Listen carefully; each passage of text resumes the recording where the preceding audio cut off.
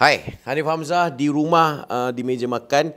Siapa yang biasa tengok video saya jawab soalan pakai mic ni kan, selalunya backdrop adalah ni, the wall of family, the wall of fam kan, gambar-gambar bersama keluarga. Sebenarnya kebanyakan gambar ni adalah photoshoot yang dilakukan secara profesional 3 tahun lepas.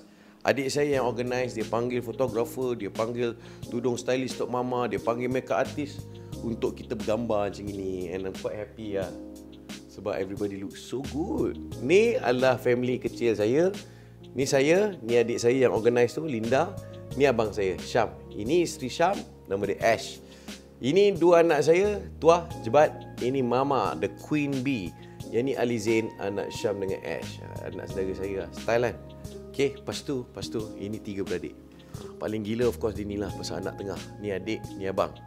Okay, lepas tu ini gambar favourite saya sebab kenangan last kami travel dengan arwah ayah. Walaupun ni bukan gambar profesional, so dia nampak pecah sikit kan. Ini kita pergi beraya kat Melbourne, tak silap 2019 kan. Lepas tu setahun 2 kemudian ayah meninggal. So sempatlah kita travel as a family and beraya, rasa beraya di perantauan saja je masa tu. Ni gambar favourite saya sebab gambar saya dengan anak-anak yang agak sukar untuk posing dengan ayah dia kan. Biasa tu kot, yang ni Tuah, yang ni Jebat, ni saya kan. Kita orang pula beraya biasanya tak ikut tema warna. Sekejap cari macam ni, nampak?